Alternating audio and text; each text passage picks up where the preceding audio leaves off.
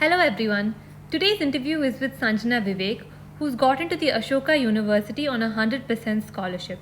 She was also the school topper in both her IGCSEs and her A levels, securing 7 A stars at IGCSE and 3 A stars at A levels. She's a role model to many. Okay, hi Sanjana. Thank you so Hi, much Val. for joining us. Okay, let's start. Sure. So, why don't you start by telling people which college you're currently studying in and what course you're doing? Okay. Hi, everybody. I'm currently studying in Ashoka University, and I'm intending to major in economics, and possibly do a minor in international relations or psychology. So, why did you choose this particular college? Why this particular course? So I think I primarily chose Ashoka University because it is one of the best private universities in India, and especially for liberal arts. And I really liked their mission and their purpose for why they even started the university, which was that they wanted to provide an Ivy League comparable quality education in India. And in my opinion, they're on the right track.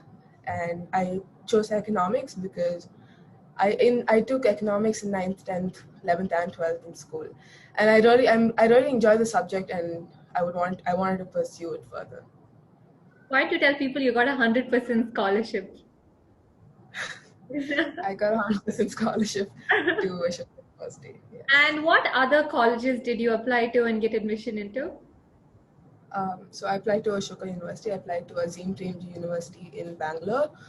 I also applied to two universities in Australia. They were University of New South Wales and University of Sydney. So I got a conditional offer to both the universities in Australia, and I got unconditional offers with 100% scholarship to the universities in India.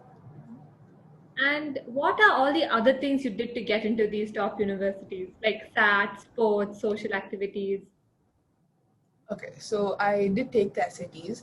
I took them twice, but one advice I would give you guys is to start taking them early on. And I only started taking them in the 12th grade, so I didn't have much leeway to retake them if I wanted to. So I would suggest that you start early on. Sports, I played tennis. I played district level tennis, and I also played shot put in as a part of athletics.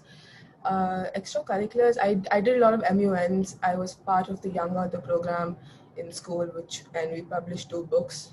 Um, I did the Duke of Edinburgh and also the IUIP, and I think that really covered up all other aspects. Like I did social service for that, and yeah. So a lot of my social service came through school. And school really provides you with a lot of opportunities to to um, do those activities. It's really good that you participate in all those. Yeah. Okay, awesome. So, what subjects did you take in grade 12 and how did you end up choosing these subjects?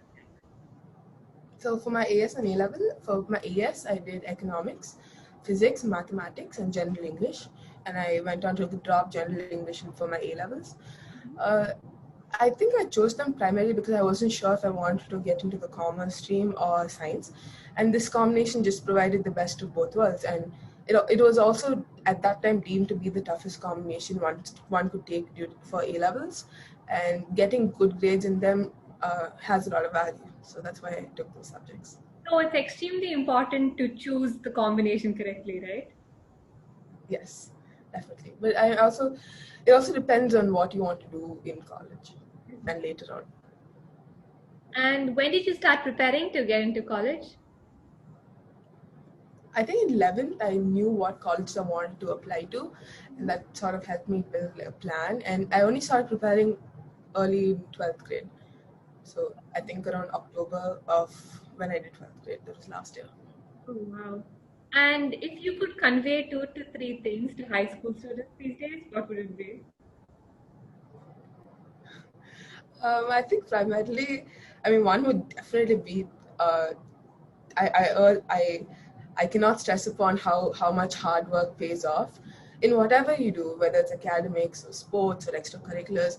Do it with a lot of passion and give it your 100%, because ultimately that will reflect on your CV and also your statement of purpose and your interview more than if you just do an activity for the sake of it, for the sake of putting it on your resume.